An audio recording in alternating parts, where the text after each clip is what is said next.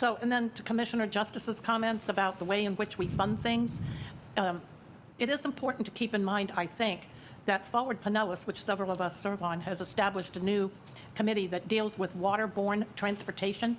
And in that regard, we have several commercial waterborne transportation opportunities within our county and our region that are surfacing and have surfaced over the last couple of years. So how we fund those going forward, my understanding is in the new infrastructure package that's being talked about in DC right now, there are dollars there for waterborne transportation. And I think those conversations, as Commissioner Justice alluded to, could be very timely and important as we go forward to assess how do we pay for these things that we are dealing with in 2021 that we know are going to be ongoing for decades probably, given that we are a county that is surrounded on 3 sides by water.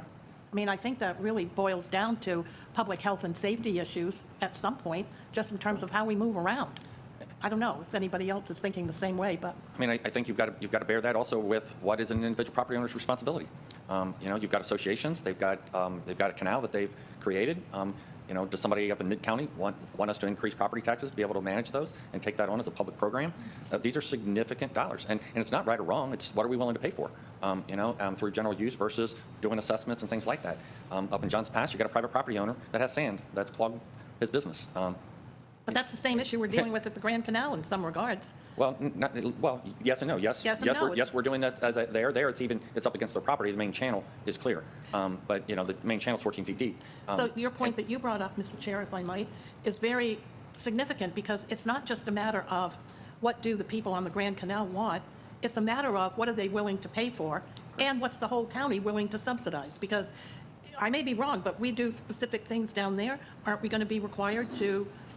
I don't know how many other areas of the county may we be required to do a similar thing. But we would know better. But that's the issue. I get it. Right now we get some requests because it's through an assessment process. If we say that there's a public funding program for that, I'm sure we will get many, many more requests. And so we'd have to be prepared for the precedent that would set. I asked Kelly to give me a number, and she, hem and hawed and ignored me forever on giving her a number because we don't know what that would be. Well, just look at this project. Our $3.18 million, worst case scenario, because we don't know where we're going to put it, that is 60,000 cubic yards of material. That's it. 60,000 cubic yards of material. That is a drop in the bucket when it comes to dredge projects. The Lake Seminole dredge project, we removed 900,000 cubic yards of material at a tune of 20 million, right?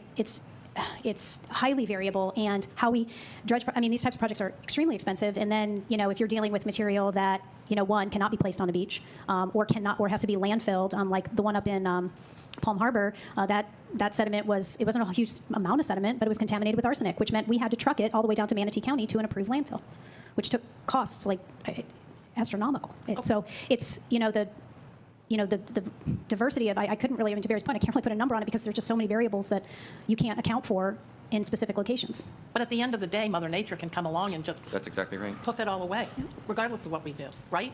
Absolutely. That's the challenge of living on a peninsula, right? And I would say, Commissioner Long, our northern border also has the Anklo River. So you could say that we're surrounded by water on 4 sides. That's just another one. Yep, sure is. So it just, you guys are, what do we do with all this? But to the point that I brought up earlier, we do have countywide authority over water navigation programs, and that's how how we can pull the City of St. Petersburg incorporated parcels into this project.